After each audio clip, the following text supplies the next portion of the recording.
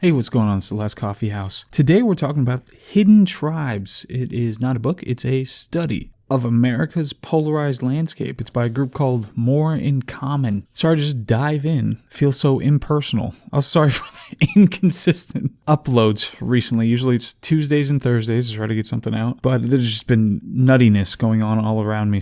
But this study, it's called Hidden Tribes. It has a lot of content, a ton of content. It's mostly people responding to certain questions to try to figure out, okay, how do people demarcate on issues, and are there really just two sides? Can we carve them up into the American populace, the American voting populace? Can we carve them up into more groups than simple left-right when it comes to their positions on issues? So the stuff that's in the study, one important concept that it brings up are the core beliefs at the center of division between the voting populace. These include tribalism and group identification, fear and perception of threat, parenting style and authoritarian disposition, moral foundations, and personal agency and responsibility. I think we just talked about righteous minds, right? And that one talked about how to separate people based on, or had the moral foundations. That's what it talked about. Okay, well, these are core beliefs. Don't get them mixed up. Core beliefs can predict views on social and political issues with greater accuracy than demographic factors like race, gender, or income, is the conclusion of the study and kind of the assertion that they're making. That if you know people's core beliefs, then you'll have a better idea than you would otherwise just looking at basic demographic factors. And people get divided into 7 groups. Obviously, the big question is, okay, which group do I fall in? Because it's always about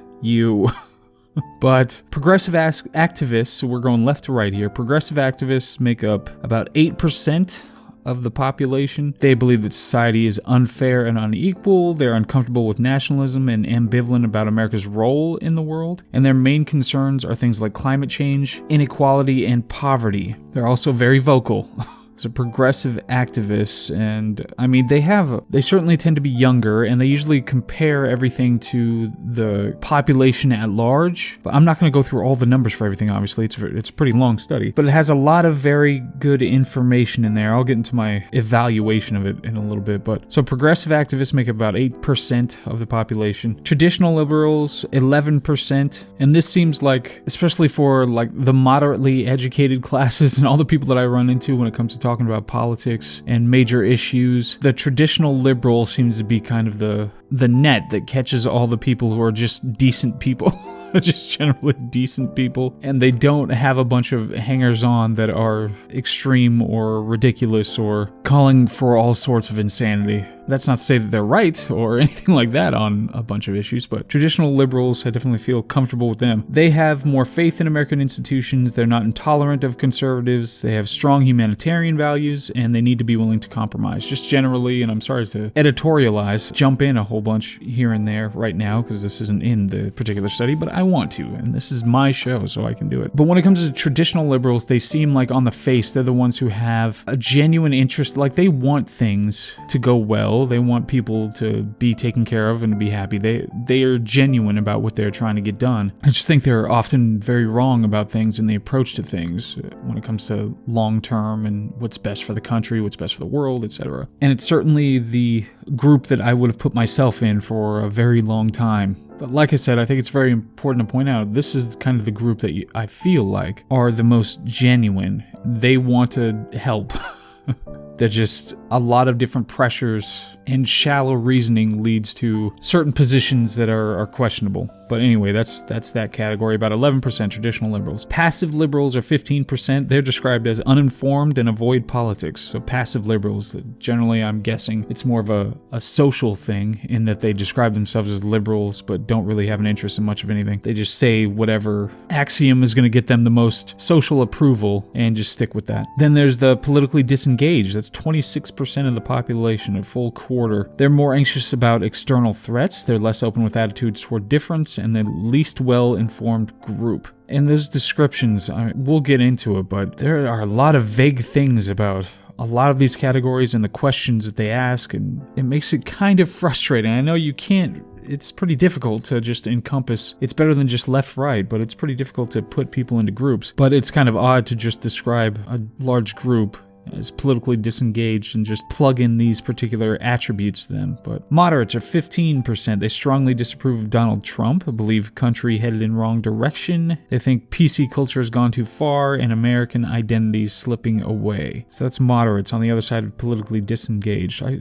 really feel weird about the politically disengaged section. I'm not sure what it actually means. That's moderates, 15%. Traditional conservatives are about 19%. They believe in personal responsibility and self-reliance. Too much emphasis is given to issues of gay rights, sexual harassment, and racism. They have a clear sense of identity as an American and suspicious of traditional media. So that's traditional conservatives, 19%. And usually the big issue I have with traditional conservatives, or conservatism in general, is the religious one. When they want to base policy decisions or their lives in general on religions, religious texts or interpretations of those texts or whatever else. Devoted conservatives are 6%. They are highly engaged. They think that abortion and terrorism are important issues. They value patriotism and loyalty to the flag, and they believe that traditional values are under assault. So that's devoted conservatives. And there are certainly sticking points amongst conservatism that are seriously problematic. So the way that it functioned was that the study, they asked tons of questions of people and then plugged them into these various groups. So there are questions about immigration, about sexual harassment, about white privilege, about Islamophobia, and many, many others that they would give you like responses that you could have to these questions. And they described how people would often have within like the same group, they'd often have incongruous opinions. For instance, in one of them, 82% view hate speech as a problem in America, but 80% also view political correctness as an issue. And again, this is how it was described within the study. I mean, look how incredibly vague that is, that it can be internally contradictory. View hate speech as a problem in America. What on earth does that mean? Also view political correctness as an issue. What on earth does that mean? It includes a bunch of statements from real people that have little blurbs of quotes from people that said something about something.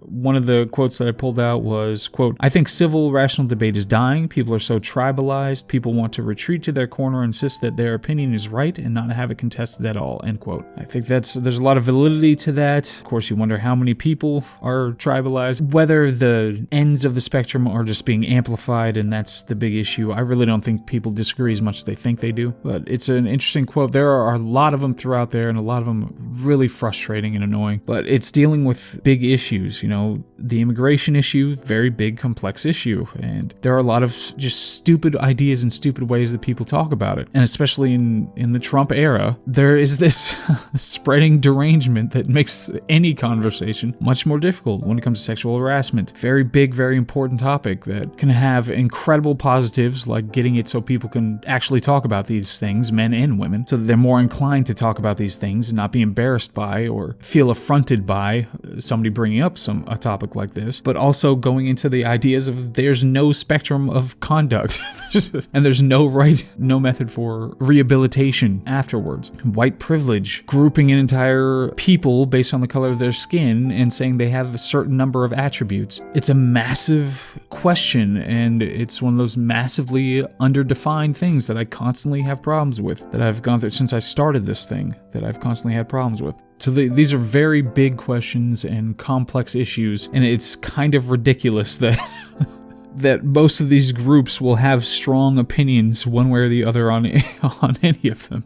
Anyway, so some of my thoughts. I have another quote. I can't remember why I put this quote in my notes here, but quote, "Many Americans today suffer from deep injustices related to their race, sex, religion, sexuality, and other facets of their identities, but productive national dialogue about these and other critical issues has reached an impasse, in large part due to the widening gap between the major ideological and partisan perspectives," end quote. That was something that was said by the study. I think it was just annoying because it just asserted this thing, many Americans today suffer from deep injustices. That's barely even a statement about anything. It's so vague. It's like there's at least one individual out there who did something wrong to another person that I'm asserting right now was based on their race, sex, religion, sexuality, or other facets of their identities. What does that do for anything? What does that mean? What is the point of having stated that? It has the equivalent rhetorical and intellectual effect of saying that there are mean people in the world, that there's at least one mean person out there. And the other part, productive national dialogue about these and other critical issues has reached an impasse. I'm not sure what that means. I'm not sure what that means, saying that it was a productive national dialogue. I don't know what dialogue you need to have. All you need is legal equality. That's all you need.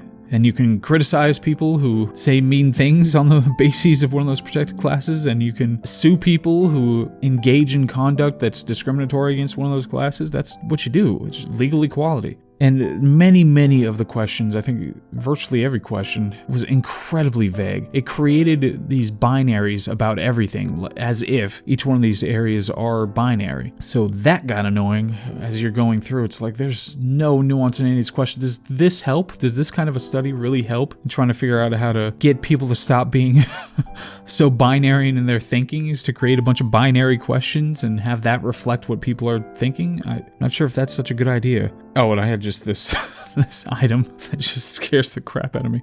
83% of Americans either fairly or absolutely certain of the existence of God. That's just the perfectly illustrative datum to demonstrate every problem that humanity has. That such a massive, ridiculous question that is so inadequately supported by any evidence, philosophy, argument, anything like that. And yet, Americans, by a massive margin, fairly or absolutely certain, without any of those words really being defined in any real way. So this is just disheartening to the nth degree. But anyway, so that's what I want to talk about with hidden tribes. It's good to kind of get your brain trained to stop thinking about people in a binary left-right, versus independent thing, even if it's a trinary, is that a word? So whether it's a binary or trinary, it's good to train your brain to stop thinking about people in those terms. So it's a good study to review, to read, to have a look at. But there are